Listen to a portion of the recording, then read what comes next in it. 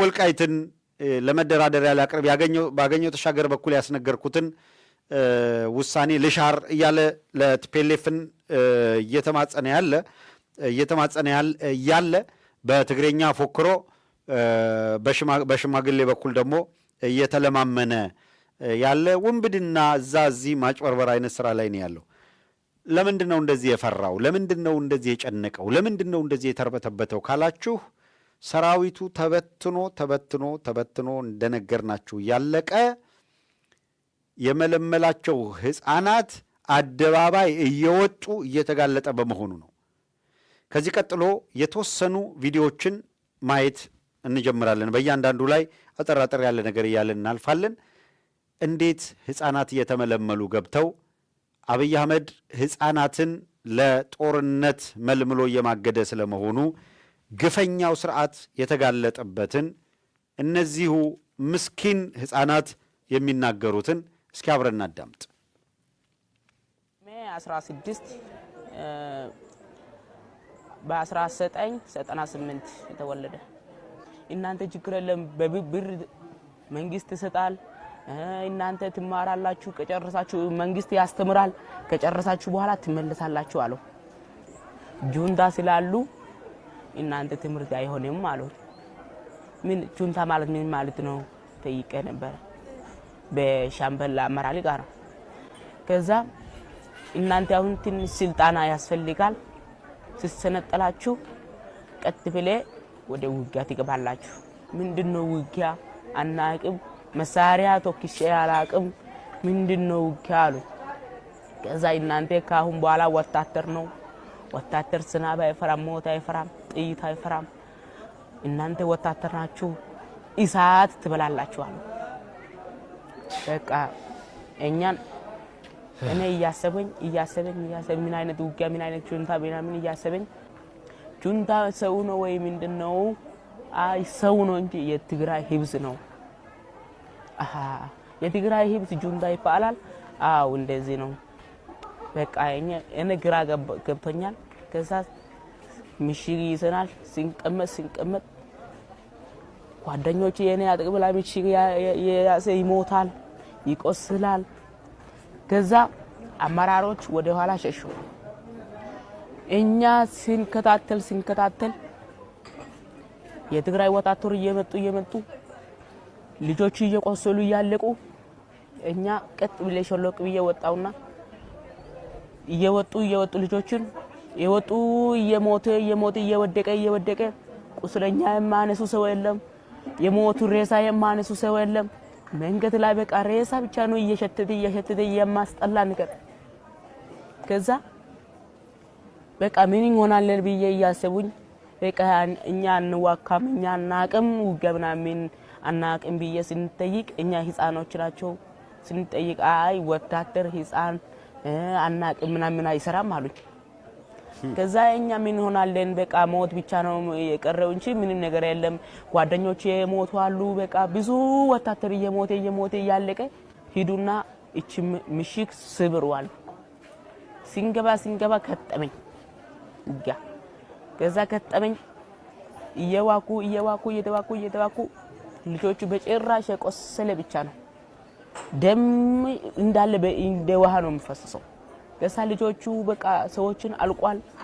ከዛ ነቀጥ ብዬ ጎጆ ቤት አለና ከባ ቤት ውስጥ ከነ መሳሪያ ተቀምጬ ምን ሆናለሁ ብዬ እነሱ የተናገረ ጁንታ ከተማረከ ከሆነ እቺ ቆርጣል ይቅር ቆርጣል ምግብ አይሰጡም አሪ አስበላሽ እንዳስጣት እንደሆኑ ብቻ እስቲ ወደ ቀጣዩ ደግሞ እኔ እያስፈራ በቃ እኔ ሞትቻለሁ ብዬ እየፈጸመ ቤት ውስጥ ቁጭ ብዬ ተቀምጬ አሸናፊ መስፍን ደምሴ ይባላል። ከሐረር ነው የመጣሁት። ሐረር ከተማ ሸንኮር። እድሜ 17። ትምህርት ቤት ተጠራንና ትምህርት ቤት እየተማርን ከሰዓት ስብሰባ አለ ብለን ከዛ እዛ ተሰበሰብን። እዛ ከተሰበሰብን በኋላ ከዛ ሰብስበው መከላከያ መሆን የሚፈልግ ብሎ በፍላጎት በእጅ አውጡ ተብሎ እጅ አውጥተው በፍላጎት መሄዱን በፍላጎት ሄዱ። ከዛ እናንተ ስለምን አትፈልጉም አገሯ ተወራ እንዴት ነው ማትሄዱት ተብለው እምቢ ያሉትም በፍላጎትም የገቡም አሉ። እምቢ ያሉትንም በግድ መኪና ውስጥ አስገብቷቸው ከዛ ይዞን መጡ። አባቴ ራሱ እርሜ ያልደረሰም እሱ ከመሄድ እኔ ልሂድ ብሎ ነበር። አንተ የመንግስት ስራ እያደረክ መሄድ አይሆንም የራስህ ልጅ ትልካለህ ብሎት ከዛ እኔ ላከኝ። አባቴ ራሱ እያለቀሰ ነው ትቼ የመጣሁት። ከዛ እዛ ማሰልጠኛ ገባን። 1 ወር ሰለጠንን። ከዛ ገባን። እዚህ እኔ ውጊያ ራሱ እንዳለ አላወኩም ነበር። እዚህ ቡልቡላ ዝዋይ ቡልቡላ የሚባል ነበረ። ከዛ መኪና አሳፍሮን እዛ ሰልጥነን 1 ወር። ከዛ ደግሞ እዚህ አፋር መጣን። እዛ አፋር አወረድን። እዛ ቁጭ ያለን እኛ ከኋላ ነው ያለው። ከፊታችን ያሉ በቁጥር አይደል ያሉት እነሱ ናቸው ውጊያ ገቡት እንጂ እኛ አልገባንም። እነሱ እየሸሹ ጀምር።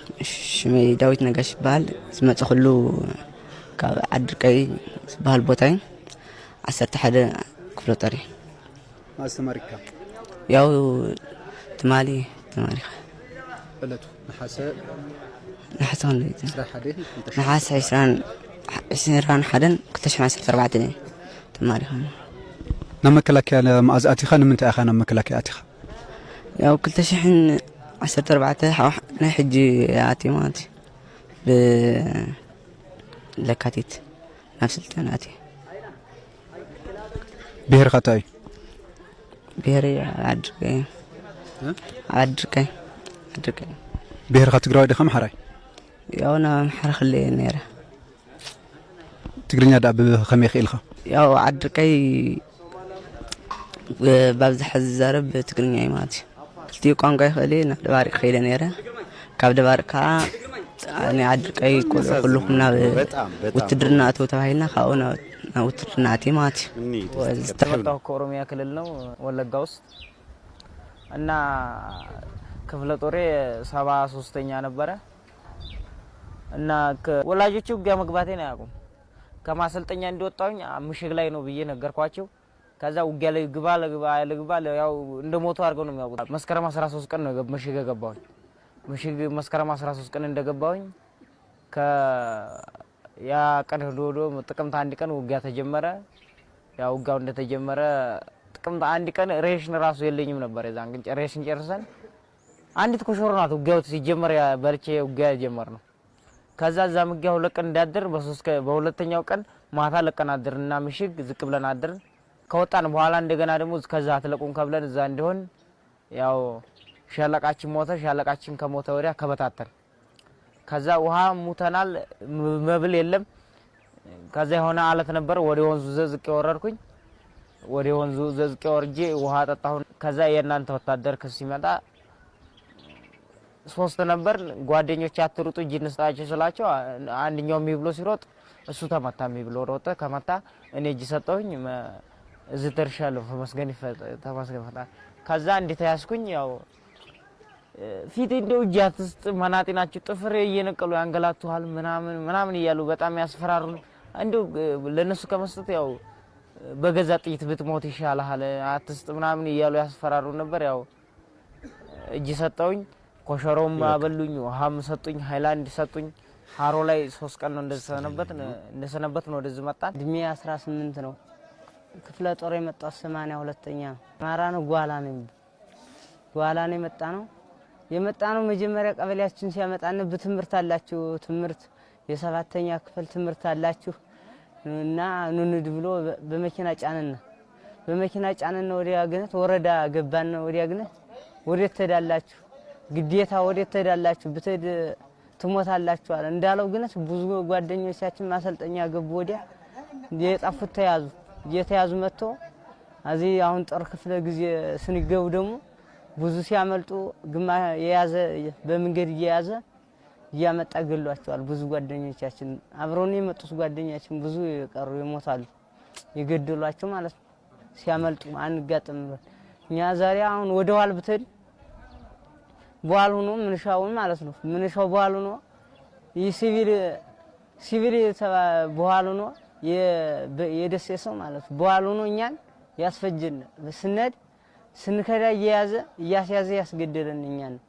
የትግራይ መንግስት ይገላቸዋል፣ ቢይዟችሁ እጅ ብትሰጡ ይገላቸዋል አለ። ግነት እንደ እናቴ አርጌ ነው ማለት እኔ እንደሰማሁት አሁን በጣም እኔ አብይ ነው እንደሚያረገን እንጂ እውነት ሌላ ማድል አብይ ግን እንዲያረገ የሚያርጉ ልጆች ህፃናት ስንት እንደኛ ያለ ህፃናት ናቸው ዱር እንደ አህያ ወድቀዋል።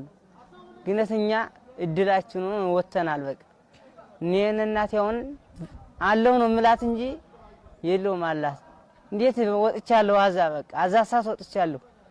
እንግዲህ ወዲያ ያለው እግዚአብሔር ያውቃል። እናንተን ያምናለሁ በጣም አብይ ነው እንደሚያረግነ ህፃን እንደኛ ያለ ህፃን ነው በሙሉ ዱር እንደ አህያ ራሱ ጁ ጠግቦ ትቷቸው ያለ። ሰላም ደህና ነኝ እኔ አትጨነቁ ደህና ነኝ ሰላም ነኝ። እሺ እንቀጥል። ዶሩ የውላችሁ አህይ ማለት እንደ አህያ የሰው ልጅ ጅቡ ጠግቦ ሲል ሰማችሁ አይደለ? ሰሞኑን ስንነግራችሁ የነበረው እንዴት አይነት እልቂት እንደነበር። አበባው በላይ ወንድም ነው ይባላል። የመጣሁት ከወለጋ ነው። ወለጋ ነው የመጣሁት። ስንት ዓመት ነው? 15 ዓመቴ። ወደ መከላከያ እንዴት ገባ? 15 ዓመት ከሆነ ግዳጅ ነው ጁንታ አንስቷል። እዚጋ ምን ልታረግ ነው በማለት ለአባቴ ሁላ ህፃን ነው እንዴት ለምንድነው የማይሄደው በማለት ራሱ ብዙ እንትን ብለዋል። ስለዛ እሱ ዛሬው ተጓጋለ በማለት ነው ያመጡ። በግድ አፍሰውን ያስገቡህ እንዴት እንደወሰዱ እስቲ ንገረኝ። የወሰዱን ወደ ትምህርት ቤት ስንሄድ ነው። ትምህርት ቤት ስንሄድ በዛ ዙረው ተዳለ ምናምን ብሎ ብዙ ሰው ነው ያመጡት። ራሱ ከዛ ማለት ይችላል ብዙ ሰው ራሱ አንመጣም ብሎ እንትን ያላለ ግን ግድ ሆኖ ቃጣ አፍሰው ነው የሚያመጡት። እዛ ወደ ዘው ምንሄደው ማለት እዛ ሰራዊት ውስጥ ስለ ትግራይ ምንድን ነበር የምትባሉት? ትግራይ ካዘ መጥፎ ነው፣ ትግራይ አታስቀርቡ ነው የሚሉን ማለት ነው። ለሱ ትግራይ ማለት ልክ እንደዚህ ዝግመተን ስናየው ልክ እንደ አባትና እንደ እናት ናቸው። ተንከባክበው ካሰጠና ጀምረን ራሱ ሁሉ ነገር ነው እዛ ያላገኘነውን የሰጡን ማለት ይቻላል። አሁን ስለ ቤተሰቦች ስታስብ ምን ትዝ ይልሃል?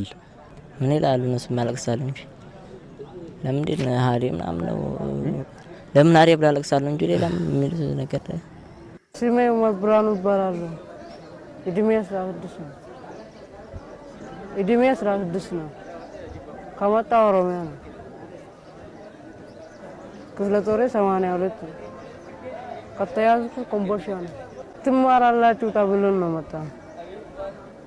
ትማራላችሁ ምናምን ተብሎን ነው መጣ። ከዛ ወደ ውጊያ ገባን። ስከበን ነው ተማር እጅ ሰጠው ተከበን ነበር። እዛን ጊዜ ኮምቦልቻ ተይዞ ነበር። ተዛኛ ሀይቅ ላይ የተዋጋን ነበር።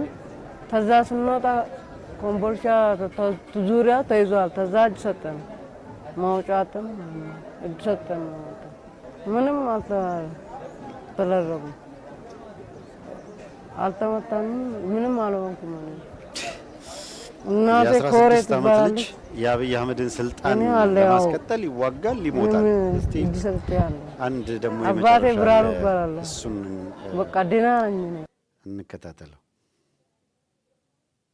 18 ዓመቴ ነው የገባውን እየሞላኝ ነው። በቃ 18 እየሞላኝ ሰልጠኛ ገባ። ሰለጠን አንድ ወር ከሰለጠን በኋላ ምንም አልተነገረም። ለዚህ አይነት ቦታ ትሄዳላችሁ ምናምን ተብሎ አልተነገረም። ወጣን። ከዚህ የሆነ ቦታ ግዳጅ ገና ከማሰልጠኛ አንድ ወር ከመምጣታችን ግዳጅ ተብሎ ከዚህና የት ተናገረን በተሳቢ ተወስደን ማለት ነው። በቃ እዛ ከሄድን በኋላ 5 ቀን ነው 6 ቀን ሙሉ ምግብ አልበላንም። ብዙ ነገር ደግሞ ተደርጓል። ሚሸሽ ይገደላል። መሳሪያ በውጊያ ሳጥሎ የሮጠ ይገደላል። እንደዚህ ትንሽ አንድ 4 ሰው ነን 5 ሰው ነን ልብስ ቀይረን ቁጭ ብለን ከዛን እኔ አልቀየርኩም ድንገት ቁጭ ብለን ነበር። ተጠራ ኑ ተባሉ። ከዛም መንገድ ላይ ሱቅ ሄዶ ዕቃ ገዝቶ ምናምን በልተው የመጡ መንገድ ላይ አንዱ መለሳቸው። ፋኖ ነው አማራ ነው ጠርታችሁ ስመጡ ቁጭ በሉ አላቸው። እኔ ከነሱ ጋር ነበርኩኝ። ተከራከርኩኝ። እንዴት እኔ እንደዚህ ነበር ሱቅ ነበር ያልኩት ሲጋራ ለሰው ለመግዛት ሂጄ ከዛን ሲጋራ ለመግዛት ሂጄ እኔ ሲጋራውን ተቀብዬ እኔ ተመለስኩኝ። አንተ ምን ቁጭ በላለኝ። እኔ ለምን ቁጭ እላለሁ? መሳሪያ ይዤ ነበር።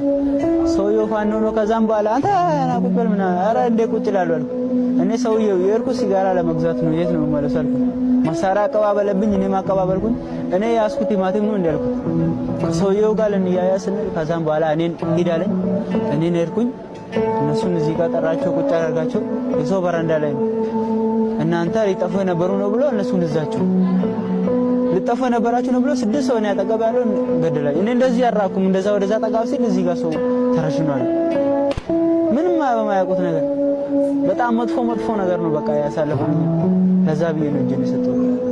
ምንም በማናውቀው ስንቱ አለ ሬሳው እዚህ ጋር የተገለ ብዙ የማት ሬሳ አይተን ያልተቀበረ የማት ከ26 ሰው ውስጥ ነው ብቻ ተረፈ መጥቻለሁ። ምን ትላላችሁ? የሆነ ብቻ ሙሉ እንዳለ ከኔ ያሉት እንዳለ ተገሏል፣ እንዳለ ሞቷል። በቃ እኔ ብቻ ነኝ ሜዳ ላይ እንደ ጉንዳን የሮኮ በቃ እንደምንም ብዬ ወጣው።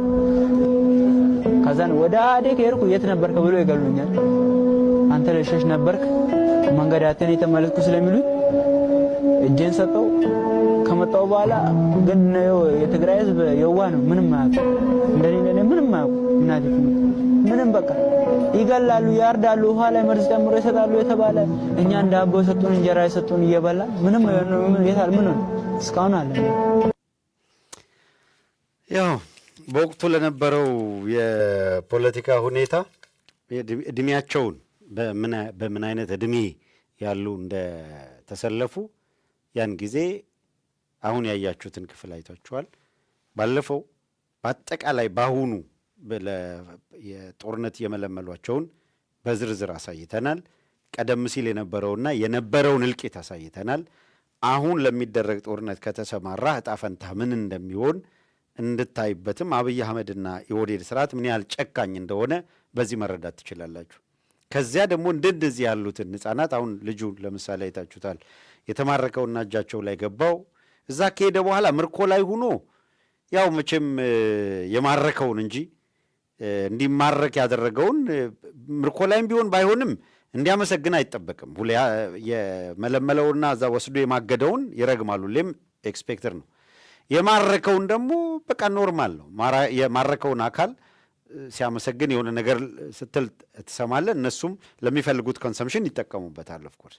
እና አንድ ይሄኛውን ቪዲዮ ያመጣሁት አንድ በጣም ያስገረመኝ ከላይም ጽሑፍ አለ እንዳያችሁትና ለምን ተዋሻለህ የሚል እና ልጁ የሆነ ፋኖ እኔን ሲጋራ ልገዛ ነው ይላል እና መከላከያ ይዘዋል መሳሪያ ይዣለሁ እኔ ሲያቀባብልብኝ ያቀባበልኩበት ምናምን ያው ልምድ አይደለም ነው። ከፋኖ ጋር እንደዛ አይነት አቀባብላለሁ ምናምን ጌታዬ እንደዚህ የምታወራበት ትንፋሽም ጭጩጫ አይኖራትም። በቃ ጸጥ ነው እዛ የሚለው በምንም መንገድ ይሁን ብቻ። አሁን በዛው አብሮ ብሌም ሊያደርግ የፈለገው ልብስ ቀይረው ሊሸሹ ነው ያሉት ተረሸኑ። እኔ ሲጋራ ልሰጥ ነው እኔ ሲያቀባብል እሱ ማቀባበልኩበት ምትል ታሪክ ነገር አመጣ። ምክንያቱም ፋኖ አይደለሁም እንዲል በዛን ወቅት የፋኖ ኃይሎች ፋኖ በሚል ስም ያው የሚንቀሳቀሱ ግን ከመከላከያ ጦር ጋር የነበረ በቀዳሚ ጦርነት ስለነበረ ከነሱ ጋር ማደለሁም የሚለውን ጀስቲፋይ ሊያደርግ ነው የሞከረው። አዌቨር ይሄንን ጨምሮ ጠቅላላ የቀረቡት ግን ምንድን ነው አሁን ምንም ይበል ምንም እድሜያቸውን ይዩት እና የመከላከያ የሚባል ዩኒፎርም ለብሶ እንዴት ጭዳ እንደሚሆን እንዴት መከራውን እንደሚያይና እንደሚያልቅ ተመልከቱ። እንዋጋለን የሚለው አብይ አህመድ የሚፎክረው በእነዚህ ህፃናት ጋር ነው። እናስጨርሳለን የሚሉት አሰብ እንሂድ የሚሉት እነ ዳኛቸው አሰፋ እነ ብርሃኑ ነጋ እንደዚህን ህፃናት ወስዶ ለመማገድ ነው። ከግድብ ወደ ወደቡ ምናምን የሚል አርቲስት ነኝ ምናምን ነኝ የሚል ይኸውልህ ብርድ ምናምን ቅዝቃዜ እንዲነካው ሙቀት እንዲበረታበት የማይፈልግ ነው። እንኳን የጥይት አረር ውስጥ ሊገባ አንገቱን እየታነቀ ሄዶ የሚያልቀው እንደዚህ ያሉት ህፃናቶች ናቸው። ለዛ ነው ሴይ ኖ ቱ ዋር ለጦርነት እምቢበሉት አብይ አህመድን እምቢበሉት የምንለው በዚያ ምክንያት ነው። የቲፒኤልኤፍ ኃይሎች ቀደም ሲል እንደተናገርነው ጥንቃቄ ካላደረጉና የትግራይ ፖለቲከኞችንም ሁልጊዜ አብይ አህመድ በፈለገ ሰዓት የሆነ ነገር ኦፈር እያደረገ ወስዶ የሚያሰጣቸው የሆነ ነገር ሲፈልግ ደግሞ መልሶ የሚጥላቸው እንደዛ የሚያደርጋቸው ከሆነ ቅድም እንዳልኩት ሰሊጥ ሲያሳየ ሩጠህ ዓላማ ምናምን የሚባል የለም። ይህንን ስርዓት ከመለወጥ ወደኋላ ተመልሰህ አይ በቃ ሰሊጥ ልበላ ነው ብለህ ሩጠህ ብትገባ አውግዝ እንደተባልከው ኤርትራን ብታወግዝ አውግዝ እንደተባልከው ፋኖን አወግዛለሁ ብትል ተቃቅረህ ምናምን ያልሆነ ነገር ውስጥ ትገባ ጣፈንታ ምን እንደሆነ ማየት ነው። ለማንኛውም እዚህ ላይ የዛሬውን ዕለታዊ አበይት ጉዳይ ልግታና